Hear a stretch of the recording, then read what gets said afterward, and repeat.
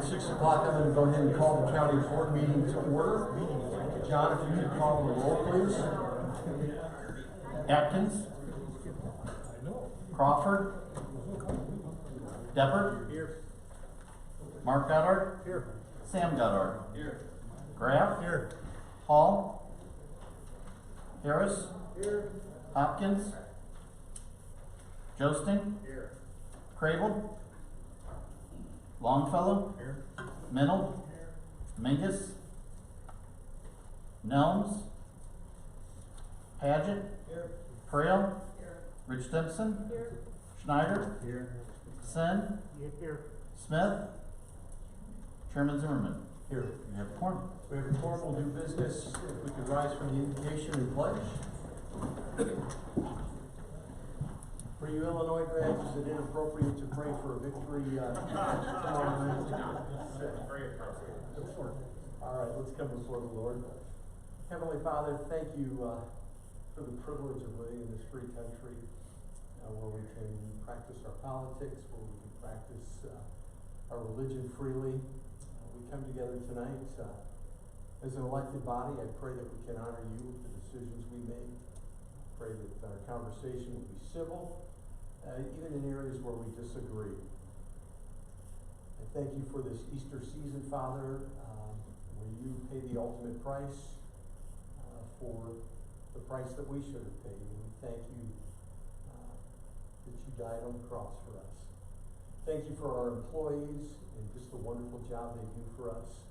Thank you for all of our citizens who come before us that are here tonight. And for those that are not here, Father, I pray that the decisions we make honor them.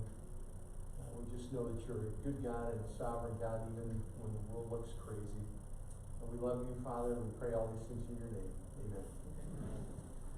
I pledge Allegiance to the flag of the United States of America and to the republic for which it stands, one nation, under God, indivisible, with liberty and justice for all.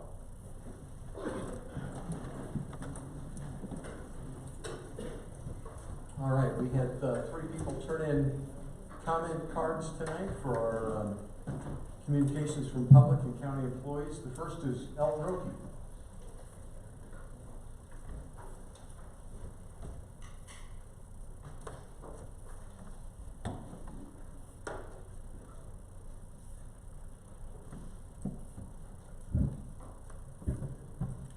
Thank you for the opportunity to let me speak tonight. I'm with the group from Tazewell County that's out to opposing the CO2 pipeline. We now have over 2,500 members in that group on Facebook opposed. Just a little update. We've got a lot of stuff planned to try to get some help on stopping this pipeline. If nothing else, declaring a moratorium until the federal government comes out with new guidelines, which we don't know when it's going to happen yet. We're planning on going down to Springfield, the lobby days, to talk to our representatives next month. We've got a meeting scheduled with David Caleb, trying to get a meeting scheduled with Mr. LaHood, let him know our feelings. Since I've last talked to you, we've got a new player in the game. It's Alto Vault Company, and they're wanting to put a pipeline in between Pekin, their Vault, the Alto plant, and Manitou. They're planning on putting some sequestration wells in now, and that's the ones that we really worry about threatening our aquifer out here.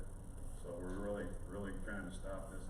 Did a little research on the company itself. They've been in business since 2006.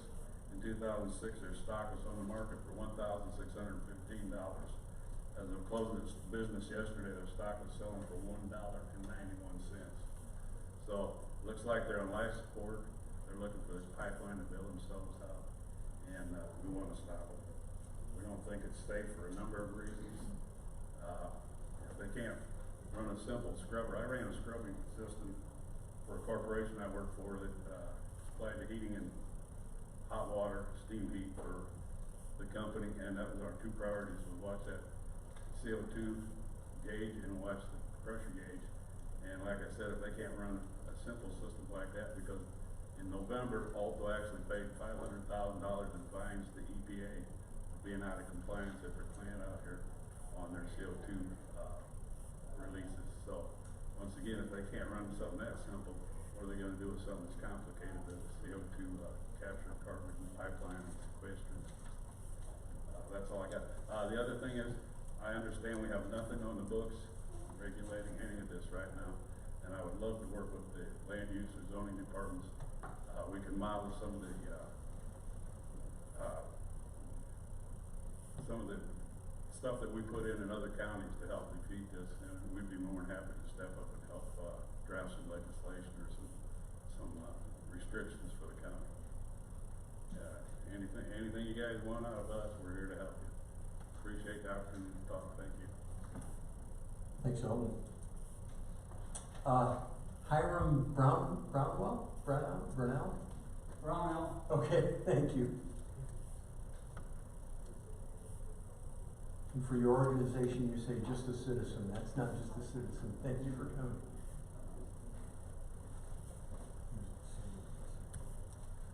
Yes, my name's Hiram Brownell, and I live out on DMAC Blacktop, just outside of Deer Creek. And I just wanted to compliment your superintendent of highways for the job and his crew they do on clearing our roads, maintaining our roads. I don't need to tell him or many of you in here, but you're 17 miles, they're responsible for 17 miles short of the distance from Iowa on 74 to the Indiana state border. That's 222 miles, they got 205 miles they're responsible for. And I appreciate the work they do. I worked for Warren County Highway Department many years ago, and for those of you that were around in 78, 79, you know what the blizzards were like. And we didn't have the radios that you have today. So thank you, I appreciate it. Another person I wanted to say thanks to is law enforcement. Thank you for the line of work you went into. Greatly appreciated. Many, many years ago, I was a deputy, if you want to call that, at Sullivan's Island, South Carolina, when I was in the service. And we were responsible for maintaining and seeing that people weren't stealing sea oats and the turtles. We had the early runnings of the dune buggy back then. Thank you very much. All right. Thank you, Aaron. And I'd like to echo what our sheriff and our road superintendent do a great job for us.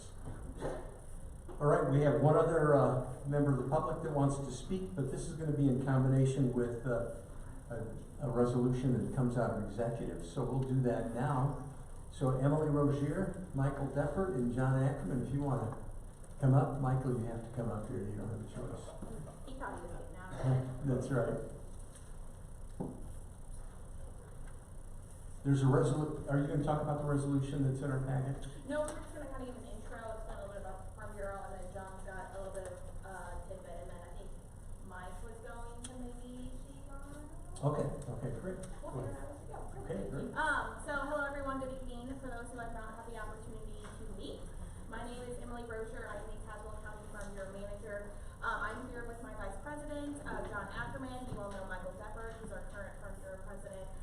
So I'm here just to give a little snippet, explain a little bit more about what we do, what our organization, what we offer, and explain a little bit about the resolution y'all are looking at tonight. So our organization, just to give you a little overview, we represent a little over 8,000 Tazewell County residents.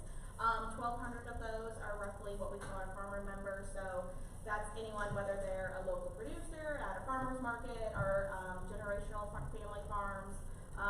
Those who, work in the ag industry or a local agribusiness. So we represent all of them.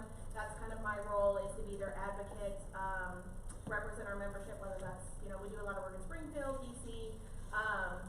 My job is simply, like I call it, we're like the Chamber of Commerce, but for farmers. So I won't steal all of John's thunder. If you talk to my board, they say I'm chatty, so I'll keep it short. But I just want to give a quick intro, because I know I recognize a lot of y'all's faces, but I know I haven't had the opportunity to meet all of you. So, and I just also want to again say thank you for all that you do, not just for us at Farm Bureau, but also all you do for our farming community. So I'm going to pass the torch to Mr. Ackerman. He's our, like I said, Farm Bureau representative. He's going to give you a little background on ag here in the county, explain a little bit about his generational farm, and then explain a little bit more about the support we're asking from all of you tonight. So, Mr. Ackerman. I'd just like to briefly read something in support support of the agricultural resolution that's up for tonight. My name's John Ackerman. I'm Farmer John Ackerman, not County Clerk John Ackerman, so try to keep that in mind. I'm a farmer here in Tazewell County and currently Vice President of the Tazewell County Farm Bureau under Mike Deppert, presidency there. We represent roughly 1,200 farmers. Thank you for the opportunity to share just some real brief thoughts tonight. We're really here to ask you for support of the agricultural resolution that's on your agenda. Passage of the resolution shows the significance of agriculture in our county and the support to our industry. Not surprisingly, agriculture is one of the oldest industries in our country and provides food and fuel to our community and our nation and our world.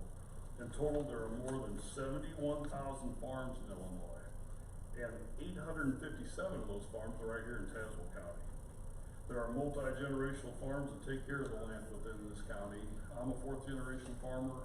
I live in the house that my great-grandfather helped design, and my grandfather helped build. My dad was born in the parlor, which is living room for you young people.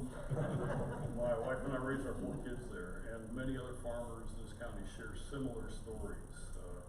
We care about what we do, we care about how we do it, and how it impacts our neighbors and our environment. We try to be good stewards of the land that God has blessed us with. A few figures worth mentioning.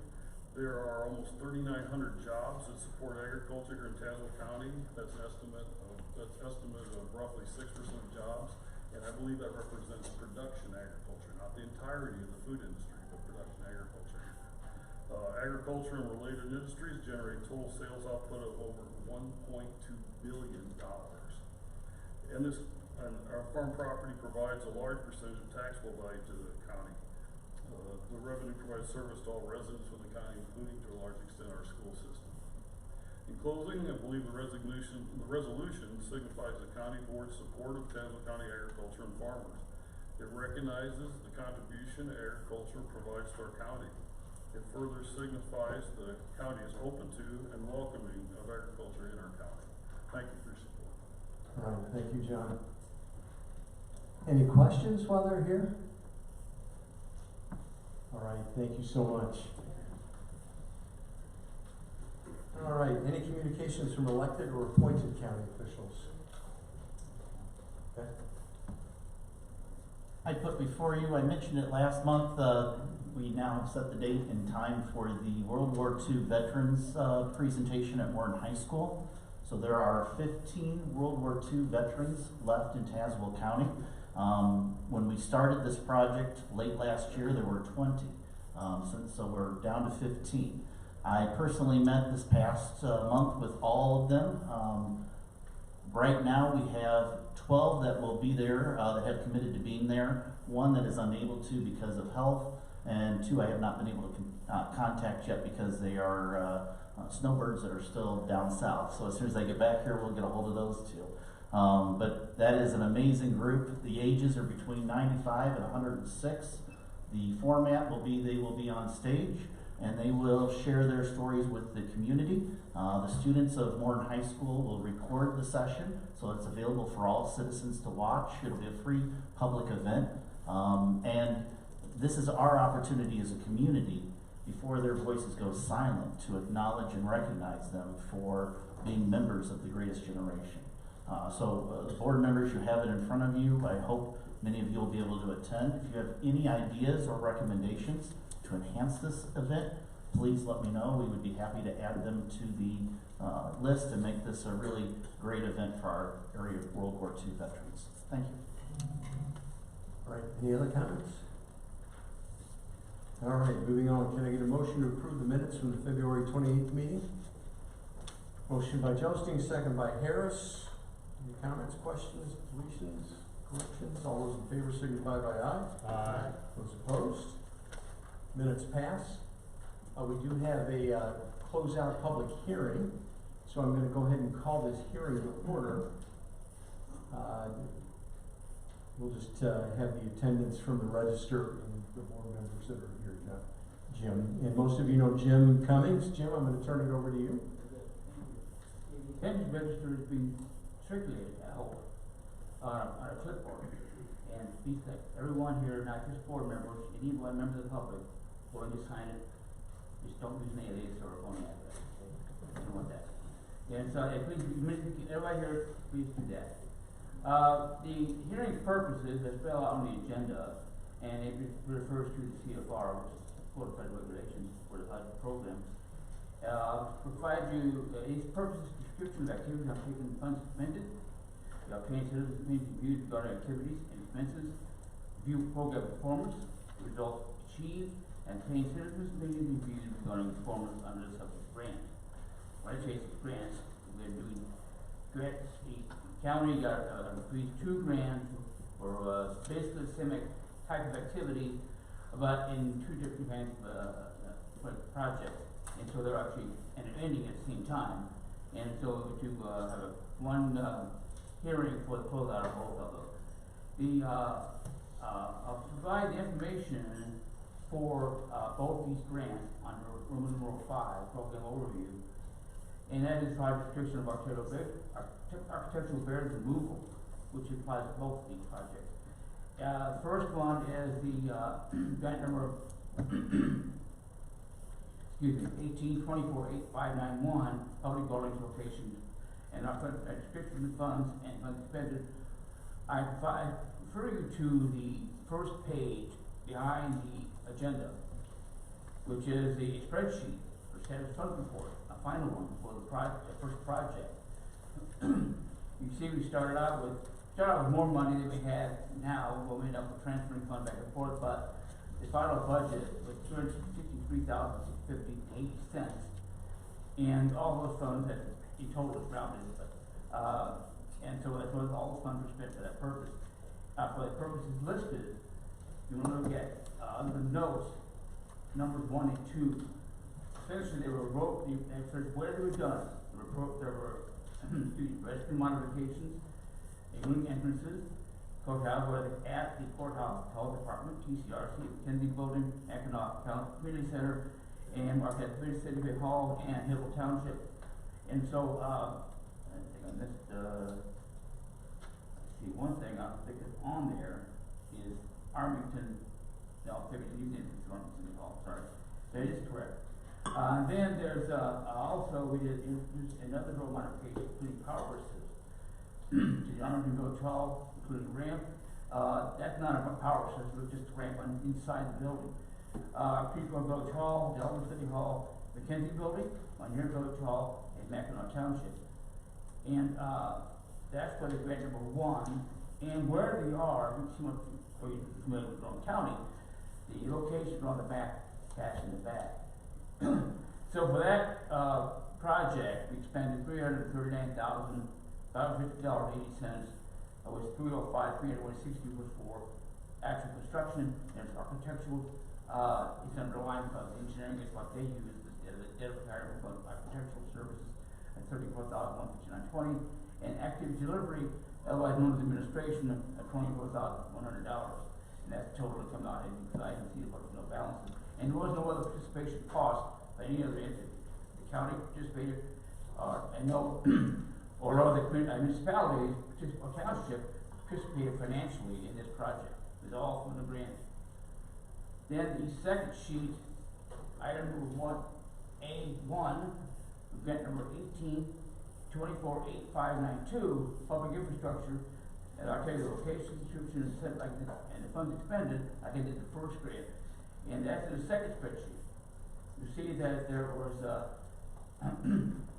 $584,854.90 approved for this grant. There was participation $22,533 from one of the communities in one of the projects. So the total of $607,388. The construction that was $476,363.90. Architectural, engineering for $78,491, and activity delivered was $30,000. And the total is set at $7,388. And so that's what the funds are used for. Well, that was the funds were used for items 1 through 3.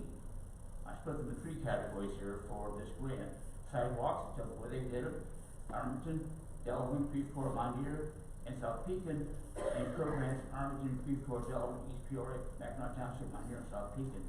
We also did park facilities in Freeport. And in this case, it said there was one community that contributed funds, because the cost is a little bit greater than the grant. And that's the way that works, and that's being processed right now. And that's how it's going to end up. And so we are providing this hearing for anyone, public or board, that had any comments or questions about how, the funds were spent, what they were for, and how we ended up where we are. I'll be glad to answer anyone's questions on this. I have a picture in my mind, every one of them, and what they look like. And I'm glad to answer any questions, regarding this project or any service whatsoever associated with this. Questions? No questions? Now, the last item here is on public overview is the benefit of my first, I want to mention it before I got to this one. That is this project is what they call for a benefit for limited clientele. In other words, it's for persons with disabilities. Not that someone else can use it, but that's what it's came for, and that's who this serves. And, the result is, the low income person's benefit, which is 51% minimum for, by federal regulations, by law actually, in this case, it's 100%, because it's meant for those persons who are disabled. So we asked a question, I meant to skip part of it, but I missed that item 4B. Roman numeral 5, already brought that up, you made a question when asking me.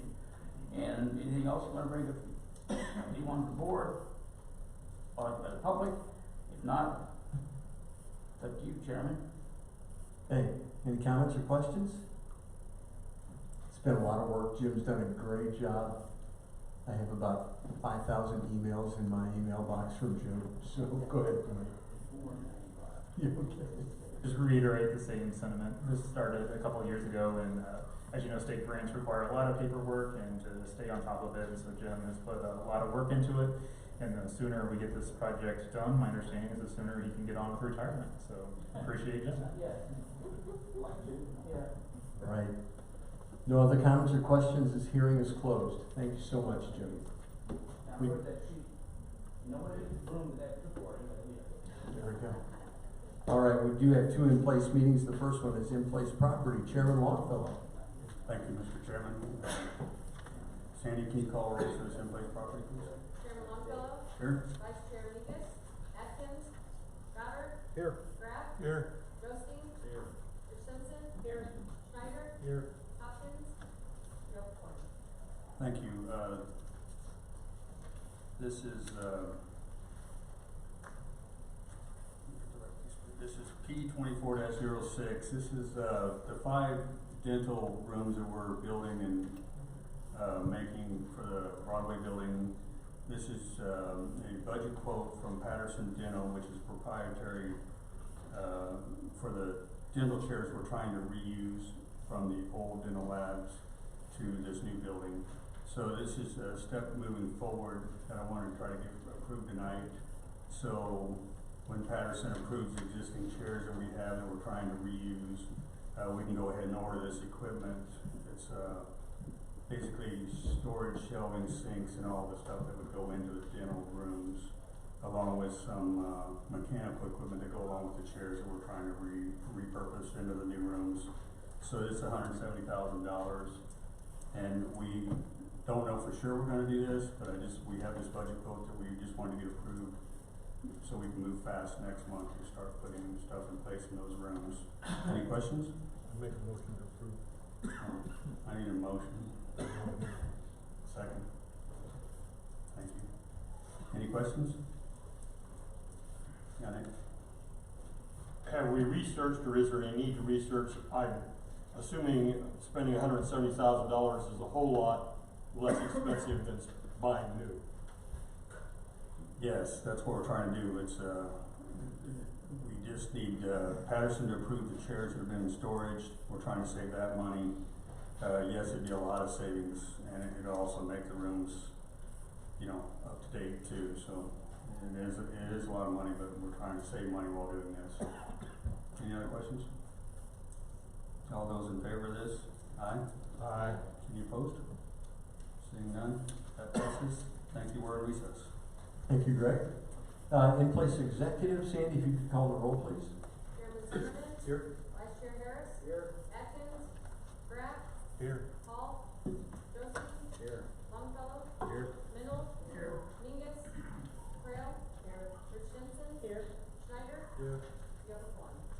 All right, can I get a motion for E2438? This is for We Care, so we do it annually. Motion by Rich Stimson, second by Trail. Any questions? All those in favor signify by aye. Aye. Those opposed? E2439, this is the dope grant from the state of Illinois. Can we get a motion? Motion from Graff, second from Longfellow. Any questions? All those in favor signify by aye. Aye. Those opposed? E2440, can I get a motion to get this on? Motion by Sin, second by Schneider. Michael, can you talk about the ProAg resolution? Yeah, this is simply just to support and show the significance and the support of agriculture within the county. Nothing real in particular here, just a resolution to show the support for agriculture and our diligence to keep that in place and our support in the future and in the present. All right, any questions? Yes, yes. Mr. Sims, not on the. Oh, I'm sorry, right, yeah. I'll make the motion again. Motion by Schneider, and a second by Mennel. All right, all those in favor signify by aye. Aye. Those opposed? Motion passes, and then can I get a motion for appointments A through D? Motion by Longfellow, second by Graff. Any questions? All those in favor signify by aye. Aye. Those opposed? Motion passes, we are out of executive. Brings us down to the consent agenda. Items 13, 16, 18, 19, 22, 23, 24, and then all the appointments would be pulled. Anything else? Tammy? Article 10. Item 10. Okay. Can we get a motion for the remainder? Motion by Deppert, second by Schneider. All those in favor signify by aye. Aye. Those opposed? I'm going to go through. Can I get a motion for appointments A through D? Motion by Frail, second by Sam Goddard. Any questions? All those in favor signify by aye. Aye. Those opposed? All right, back to our agenda. Item 10. Can I get a motion to get this on the floor? Motion by Rich Stimson. Can I get a second? Longfellow, Tammy, you pulled this. I just had a question. Sorry, Jackie, I don't mean to ambush you. Just trying to, just had a question regarding the inspection, allowing them to inspect. It's kind of allows it like either or factory rep or trained. It doesn't, I'm just a little concerned about who's doing the inspecting. So Melissa, I don't know if you feel comfortable answering that. Jackie couldn't make it this evening, or Mike? It's my understanding is we changed the rules as close to, went as far as we could to the line that state of law would allow, so we couldn't make it so that it has to be an independent person. But we could be either from the organization or someone with the technical expertise. So we're limited from what we can do based on state law, those requirements. I see Melissa shaking her head, yes. Nancy? I've asked this question of one of the committee members, so it may be an open-ended question yet. Within the resolution number 10, there's some wording about repairs, and I don't see any time frame as to when those repairs need to be done. And is there a reason for that? That's my first question. And the second, has our state's attorney reviewed all of the parts of these resolutions? For the parts of resolutions, we've been working with the state's attorney, Matt Drake, on them, and so he has reviewed all of them and believes that we could pass these and still comply with the law. As far as the repairs, defer to Melissa, if any kind of discussion was talked about in land use.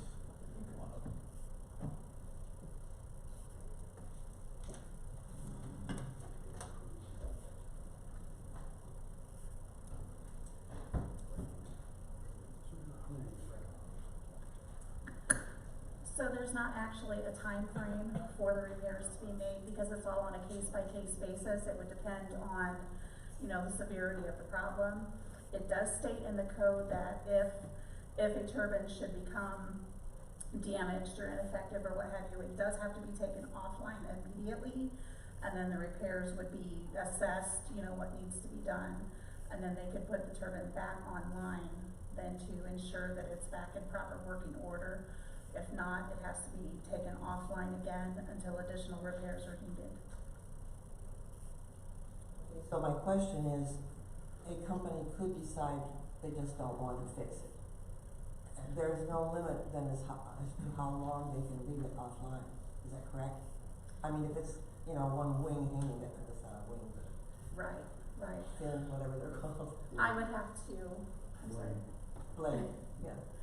I would have to actually look in the code to see, but it's my understanding that if a turbine becomes completely ineffective and not available, then I do believe that they would need to remove that turbine. Okay, so But I there would- are no limits. I would have to verify, Okay, all but right, it would be, we would keep in close contact with the company. right, okay. Just like one more quick question. So have we pushed our limit, like have we gone as far as we can go? Are there any more code amendment, any more ordinance amendments, or is it as far as we can take it? So land use had considered all of the recommendations that were brought forward to it, and these are the ones that, with working with the state's attorney's office, that we can do, and so we did take it as close to the line as we could. There's some items where we just had to follow. You'll see changes in there as far as decommissioning and the financing for it. That was all set by statute, so we did consider as many of those items as we could without crossing over into making it more strict than what state law allows. Any other questions? Nick? Not sure how to ask this question, and I hate to get into the weeds since it's out of land use. But what happens if we don't approve these changes? What's the effect on our ordinances? It become more lenient towards wind farms or more strict towards wind farms? What are we doing in this amendment?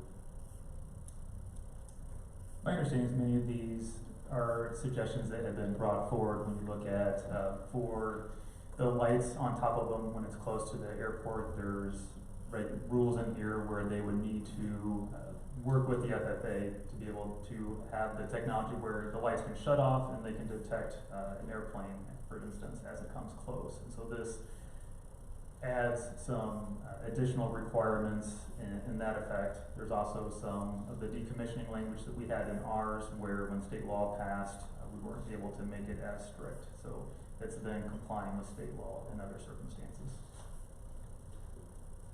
So we are, in this amendment, we are actually, well, I understand we're complying with state law, we're making our ordinance less strict. There are some instances of both. So there are some where we are making it more strict and more transparent. Damaging tiles would be one instance where we're putting in there not only during the construction and decommissioning, also if they are doing any kind of maintenance that they would and damage the tiles that they would need to repair them. So there are several instances where it's both making it more strict and other instances where we're complying with state law. Okay, I pretty much reached my limit on going along with what the state tells us to do on this. I voted for it initially because of the threat of us being sued if we didn't follow that. But I think I'm past my threshold of agreeing to more changes. So unless someone can convince me otherwise, I'm going to vote against this. Greg and then Mike.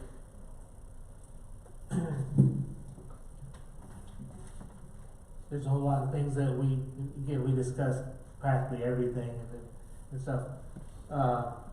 The lighting, the lighting thing is something that we think is going to happen quicker, and by this language, it will happen as soon as the FAA allows it to happen. We did increase the insurance, the liability insurance, by quite a bit. I think we did push it about, 3 times or more of what we maybe could have, and we think it's still okay as far as the liability insurance. There are some things we need to look at that. I'm not saying that we fell short. It's like what we think was big when we did this is, from what we hear, could be happening out there that just dwarfs what we even comprehend right now. So there is some things we need to keep working on with this, but like insurance, the liability insurance is considerably, I mean, we're getting complaints by it being so high, but it is what it is, what we're going through. So that is more stringent, the lighting's more stringent, and I think there's some other language, the decommissioning is pushed as close to what we are. Is it perfect? No. Is the state telling us a whole lot what to do? Yes. But again, we're not done yet. I think we see what huge really, what bigger is. We still need to keep addressing this thing.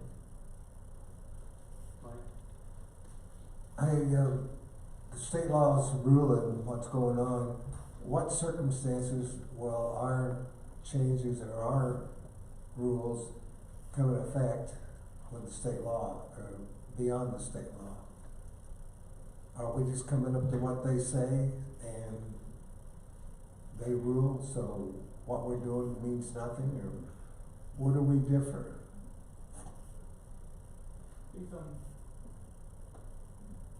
Based on the proposals that were brought forward, we were able to add in some requirements. So most of them are additions. We look at the aircraft detection lighting, the repairing damaged tiles, the annual inspection section, removing waste, the liability requirements, and also additional requirements in the decommissioning plan where we specify exactly what inflation is. So most of the requirements in here are additions. The one where we had to get ours in line would be the financing assurance of the decommissioning plan. So you're saying the first few, the state law doesn't cover? When working at the state's attorney's office, we could implement these items that are more strict than what the current ordinance had. So it would be additional requirements. Right, any other questions, Nick? Have we had anybody weigh in? I know when this first came up, we had a number of groups that were in Tazewell County that were bringing information to the board and providing input. Have those groups weighed in on this modification? I'm getting some head nods back there, yes. This is where many of these ideas came from, and we worked with the state's attorney's office, from my understanding, and land use committee went item by item and determined which could be included and which couldn't, and these are the items that came through that we could do. Right. Did land use approve these? Was it unanimous or was it? And yeah, All right. Just one quick question. So I just remember one of the things that the groups had concerns on was like the location, the amount of feet from dwellings. Did the state squash a lot of that? Was that one of the items that they took away from us? Yes. All right, any other questions? All those in favor of this signify by aye. Aye. Those opposed? Motion passes. All right, P2406, thanks Melissa. P2406, number 13, this came out of Property Committee. Can I get a motion to get it on the floor? Motion by Harris, second by Prail. Any questions? All those in favor signify by aye. Aye. Those opposed? F2410, the network and server hardware support. Can I get a motion to get this on the floor? We need to make an amendment. Motion by Longfellow, second by Graff. Mike, we have an amendment we need to add. I can handle it, Mr. Chairman. Okay, go ahead. A motion to amend the resolution F2410 on the second page of the resolution. Whereas it appears after number 4, the number 343,416 would be replaced with $298,536 on the following, whereas the number 1,541,11 would be replaced with $1,585,891, and a couple paragraphs down, therefore be resolved, the number their 343,415.23 would be replaced with $298,535.24. I would make that motion. Is there a second? Second by Rich Stimson. Any questions on that? Mike? Just a brief explanation of what happened. Yes, for this amendment, Hart Technologies provided us a pricing for the project based on the initial discounts that they were receiving, which was 27 to 35%.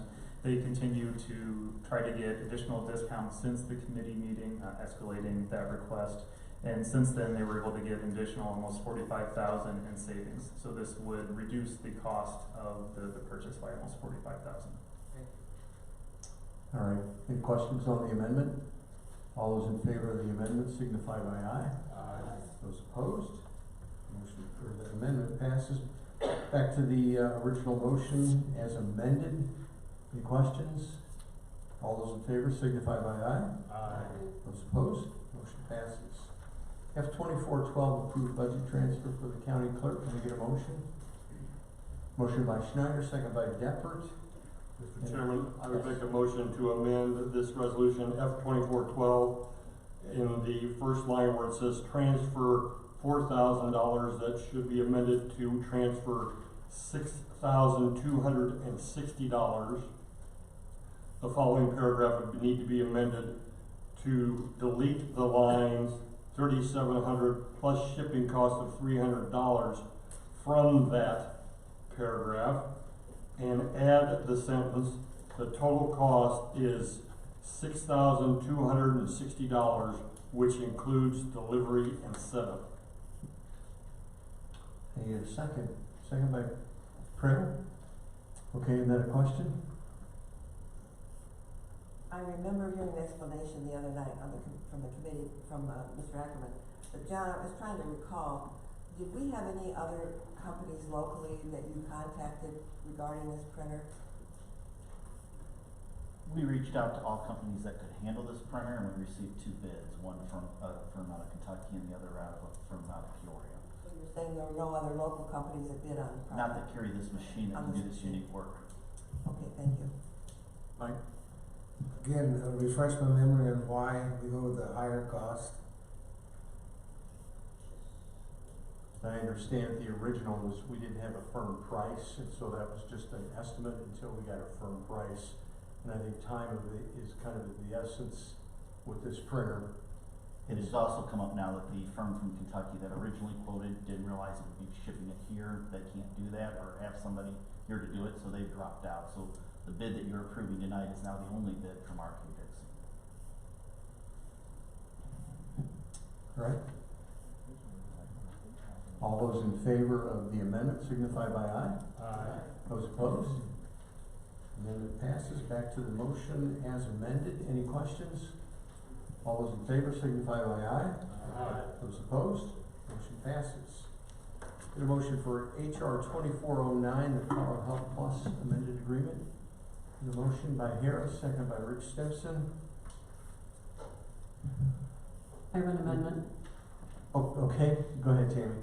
I need to amend HR 2409. In the middle of the page under the resolution, the contract, just some verbiage, termination date, and then it's going to be changed from June 1st of 22 to May 31st of 27. It will now be the May 31st of 27 will go back to November 30th of 2026, and that will help us align with our fiscal year. Okay. Can I get a second on that amendment? Second by Schneider. Any questions on the amendment? All those in favor of the amendment signify by aye. Aye. Those opposed? The amendment passes. Now back to the original motion as amended. Any questions? Yes. Yeah, go So ahead, Mike. we're losing 6 months. What happens after 27 May, or no, November 26? We have to go into a new contract? That is correct. And so it'll add a little budget certainty for us so that Also for the employees, if we were to bid it out and there would be any kind of changes, as it stands now, this contract would go through the middle of our plan year, so this is pushing it back to the beginning so that there would be more certainty for employees at the time of enrollment. So we would, I would recommend going out for bid and doing that process, and so we would have all that in place when it's time for the fiscal year to start on December 1st. Any other questions? All those in favor signify by aye. Aye. Those opposed? Motion passes. Down to E2438, this came out of committee of the week here. Can I get a motion for this? Motion for Rich Stimson, second by Schneider. Any questions? All those in favor signify by aye. Aye. Those opposed? Motion passes. E2439, another week here, grant application. Motion by Longfellow, second by Graff. Any questions? All those in favor signify by aye. Aye. Those opposed? And then E2440, motion on the Pro Ag, motion by Deppert, second by Sin. Get the farmers in there. Abstain from this. So, any questions? All those in favor signify by aye. Aye. Those opposed? Motion passes. Any unfinished business? Any new business? Oh, the committee. Okay, yeah, I need a motion for the appointments A through D. Any motion to get that on the floor? That was an executive. Now we're doing it. Okay, motion by Graff, second by Longfellow. All those in favor signify by aye. Aye. Those opposed? Motion passes. The bills have been sent out. Hey, just a couple quick announcements before we're done here. Actually, April is Counties Month nationally, so get the word out. We don't have anything formal. On April 24th, the EDC is having a luncheon in Peoria, and since we're an investor, we have a table of 8 if anybody's interested in going. It's on April 24th. It's what's that building down by the river? Gateway Building? Yeah. So just let me know if you're interested. I announced this last month, but if anybody's interested in the U of I, UCCI Leadership Academy, please let me know. It involves 2 full weekends. Congratulations to Michael Deppert on his new baby. Didn't realize he had one about a month and a half ago, so congratulations. And then, the War Memorial Committee, I'm going to be forming a small committee that passed overwhelmingly the monument. And so now we need to appropriate money and come up with a design. And so I'll be reaching out to some board members to see if they want to serve, and I welcome anybody's input. Peoria Police Chief gave a nice compliment to our sheriff today, and the state's attorney's office for their work in apprehending a criminal. And then lastly, I got an email from Emily Davenport, who's the chairman of the Logan County Board. They are closing the Logan County Correctional Center, the Logan Correctional Center, and it's going to be rebuilt. Now they're closing Statesville, and they're going to rebuild it, but they promised to rebuild it there. They're closing this one, and they're going to rebuild it, but they won't promise where. And she's asking for a letter of support from Tazewell County. So unless there's some strong opposition, I'd like to send a letter to Emily saying that Tazewell County supports this. Lincoln is kind of on hard times. 2 of their colleges have closed in the last 2 years, and along with other things, and just to try and get a commitment. So unless I hear any strong opposition, I'm going to go ahead and do that. Mr. Chairman, I'm positive some of our residents work in yeah. There are 500 people that work there, and it comes from the entire region. That's correct. Thank you, Nick, for bringing that up. All right. Review, the bills have been sent out. Can I get a motion to approve the April 24 calendar of meetings? Motion by Joesting, second by Prail. All those in favor signify by aye. Aye. Those opposed? We are in recess until April 24th. Thanks, everyone.